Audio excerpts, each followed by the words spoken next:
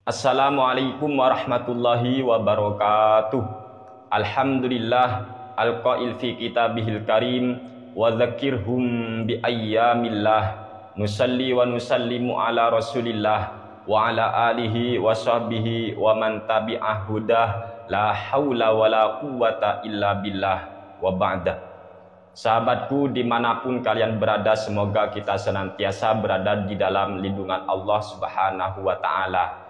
Ada salah satu komentator yang masuk di kolom komentar kami agar kami ini membahas pernyataan daripada siapa itu, bocil ya, seorang bocil. Apakah bocil Wahabi atau bukan, Allah a'lam. Namanya katanya siapa itu, Safas refresh, apa itu, butuh di refresh atau apa, Allah a'lam. Safas katanya ya. Setelah saya lihat, apa benar ini bocil Wahabi atau jangan-jangan dia itu hanya manusia yang lagi kebingungan? Saya gak paham teman-teman ya. Apakah benar ini orang ini adalah bocil Wahabi atau tidak? Karena saya melihat tidak berjenggot.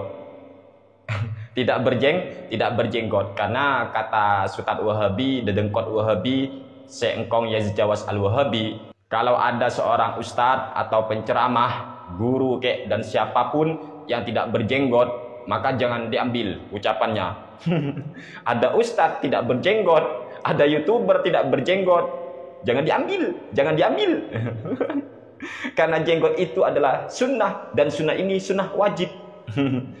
Saya ketika melihat si Safas itu tidak berjenggot, tetapi sudahlah, lupakan omongan daripada engkau Yazid Jawas al-Wahabi, lupakan dulu masalah jenggotnya. Sekarang mari kita bahas apa aja pernyataan dari Safas itu.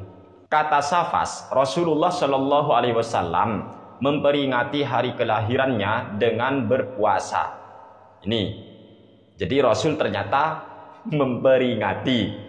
Jadi Rasul juga merayakan hari kelahirannya, tetapi katanya dengan berpuasa. Berarti si bocil ini sudah mengakui Nabi pernah memperingati atau merayakan hari kelahirannya. Ini poin pertama. Yang kedua, berbeda katanya, berbeda dengan orang-orang yang merayakan hari kelahiran Nabi sekarang. Pada umumnya mereka punya keyakinan bahwa tidak boleh berpuasa ketika mau merayakan Maulid Nabi. Ini, pada umumnya mereka punya keyakinan bahwa tidak boleh berpuasa ketika kita ingin merayakan Maulid Nabi. Sebab itu mereka rayakan dengan makan-makan katanya. Ya, saya ingatkan sebelum saya melanjut, saya ingin berpesan kepada Safas. Jaga lisan Anda, ya Cong. Toleh, jaga lisan Anda. Belajarlah pada masa lalu Anda. Jaga lisan. Belajarlah pada masa lalumu. Belajarlah pada pengalaman yang telah menimpa dirimu. Gara-gara lisan ini toleh ya. Gara-gara lisan inilah yang berbohong, yang berdusta, yang memfitnah, maka seseorang bisa celaka. Belajarlah pada pengalamanmu, belajarlah pada masa lalumu. Ihfaz lisanaka antaqula fatubtala innal balaa muwakkalun bil mantiki. Jaga lidahmu, jaga ucapanmu ketika Anda berbicara, sebab seringkali manusia itu celaka, seringkali manusia itu binasa gara-gara tidak bisa menjaga lisannya. Toleh ya Safas, tolong jaga lidah Anda, jangan asal ceplas-ceplos. Kok bisa Anda mengatakan pada umumnya mereka yang merayakan acara Maulid Nabi itu punya keyakinan tidak boleh berpuasa? Astagfirullahaladzim. Siapa orangnya kok Anda berani ngomong pada umumnya? Apa Anda berpikir yang berpuasa di hari Senin itu hanya Anda? Sehingga Anda menuduh umat Islam punya keyakinan tidak boleh berpuasa ketika mau merayakan Maulid Nabi. Siapa yang Anda maksud kok pada umumnya? Ini fitnah teman-teman, fitnah. Tidak bisa menunjukkan bukti, dan memang tidak ada orang yang punya keyakinan seperti itu. Tidak ada umat Islam yang punya keyakinan haram berpuasa. Tidak boleh berpuasa kalau ingin merayakan Maulid Nabi. Apalagi perayaannya, biasanya pada umumnya perayaan Maulid Nabi itu dilaksanakan malam hari. Karena perayaan Maulid Nabi itu di masyarakat adalah pengajian, dan mayoritas pengajian diadakan di malam hari. Kalau sudah di malam hari, terus mau puasa opo, Fas? Berfikirlah. Tidak ada orang yang punya keyakinan seperti itu.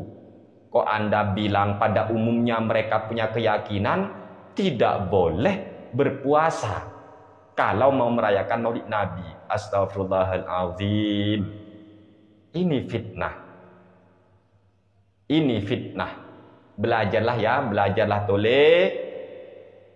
Belajar ya. Belajar Anda pada pengalaman Anda.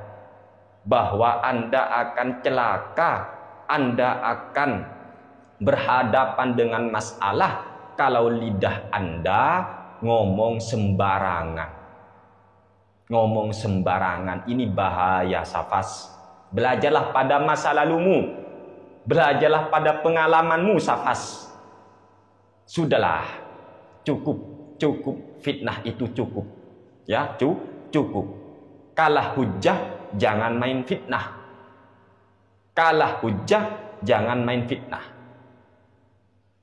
Dan video Anda ini sudah tersebar, banyak teman-teman ahli sunnah wal jamaah sudah tahu.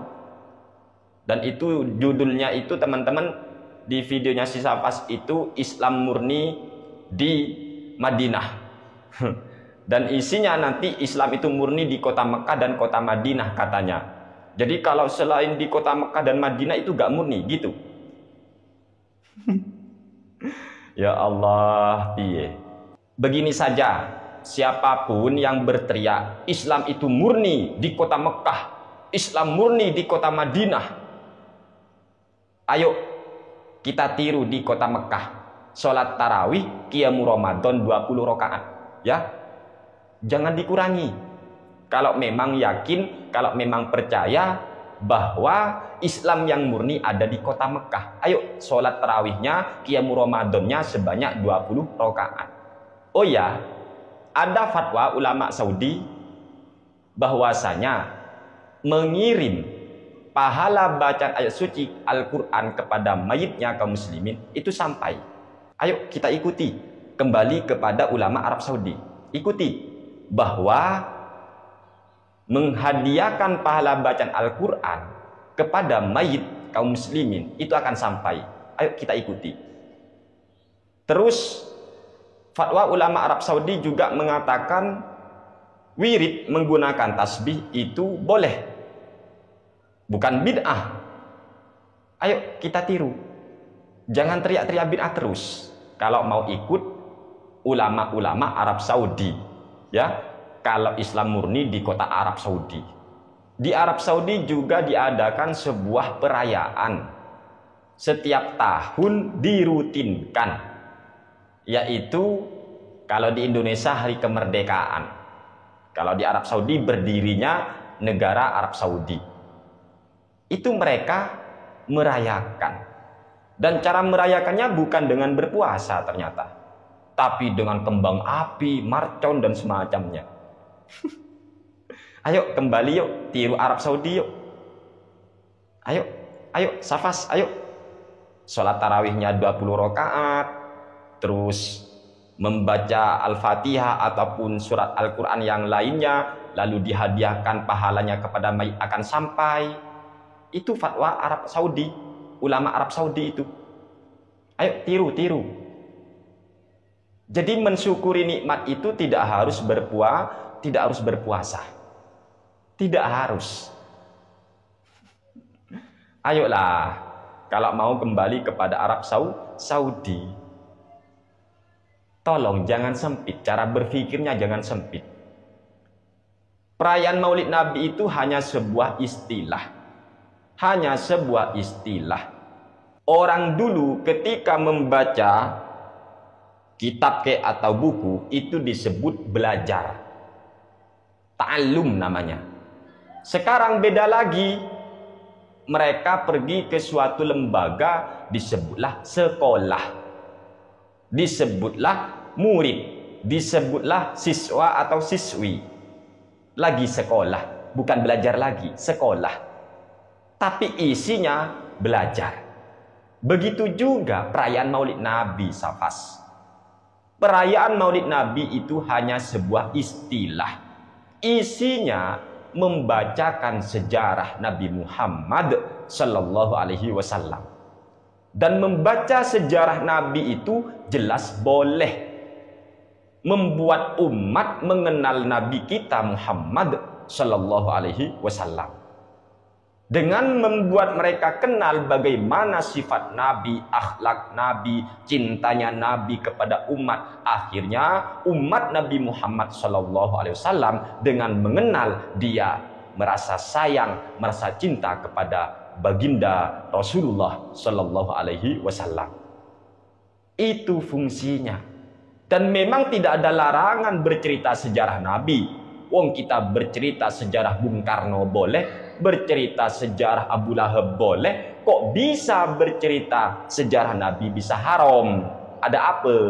Mengapa iki? Macam mana pula kau? Ayo berpikir. Terus isi daripada perayaan Maulid Nabi itu membaca sholawat kepada Nabi, bersalam kepada Nabi. Apakah membaca sholawat ataupun bersalam kepada Nabi ini bid'ah, haram? Anda belajar dari mana? Kemudian isinya lagi berdoa kepada Allah Subhanahu wa ta'ala. Anda haramkan berdoa. Otak kemana? Jangan alergi dengan istilah. Jangan panas telinganya. Ayo berpikir yang cerdas.